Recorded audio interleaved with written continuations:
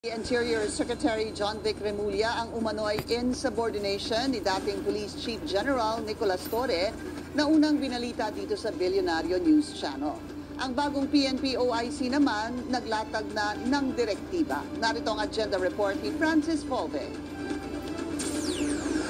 Sumagot na ang Interior Department sa isyu ng insubordination na isa umano sa mga ugat ng pagsipa kay Torre bilang hepe ng PNP. Yan ay matapos tumanggi umanong pumirma si Torre sa isang accomplished request para sa pondo sa pagpili ng high-powered rifles na nagkakahalaga ng 8 billion pesos.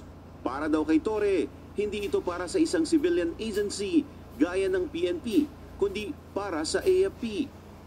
Sa opisyal na pahayag ni DILG Secretary John Vic Remulla, wala itong katotohanan. Paliwanag ni Remulla, may natanggap siyang unsolicited proposal para bumili ng 80,000 na unit ng mga armas para sa PNP. Sinabi niya na inatasan niya si General Torre na i-assess ang operational necessity nito.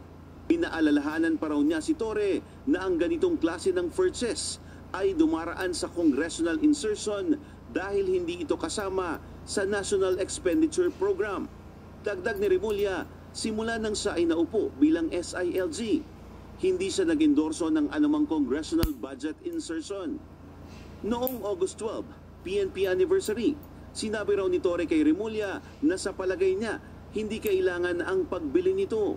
Kaya pinakinggan naman raw ito ni Remulla at wala siyang direktiba na bilhin ang mga armas. Ngayong hapon, nagsalita na rin si Torre sa kanyang Facebook page. Pero hindi siya nagbigay ng detalye sa mga isyong nakapaloob sa pagkatanggal niya bilang hepe ng PNP. Pinasalamatan ng sinibak na Chief PNP ang kanyang mga taga-suporta. Anya, humuhugot siya ng lakas sa mga taong patuloy ang suporta sa kanya. Pinasalamatan din niya ang mga taong naawa sa kanya, gaya ni dating PNP Chief at Duterte ally na si Senador Bato de la Rosa. Salamat din sa mga naawa sa akin. Ngunit hinihiling ko sa inyo, huwag niyo akong kaawaan. In spite of my abrupt removal as Chief of the Philippine National Police, okay po ako.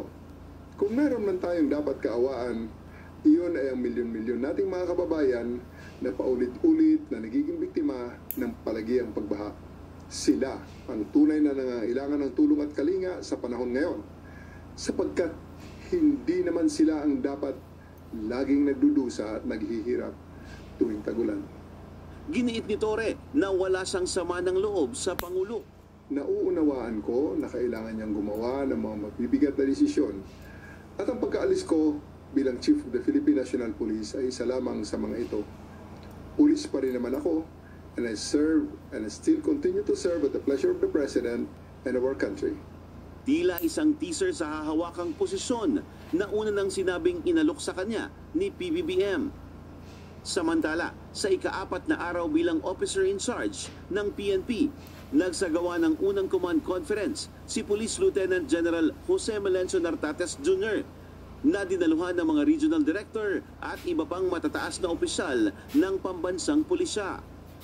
Dito, ibinaba ni Nartates ang mga direktiba para sa direksyon na tatahakin ng kanyang liderato, kabilang ang proactive policy strategies at pagtutok sa integrity ng police personnel.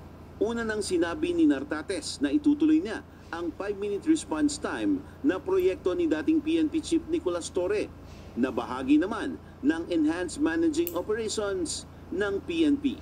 Para sa agenda, Francis Volve, Bilyonaryo News Channel. 打吗？说我是骗子，我现场洗脸。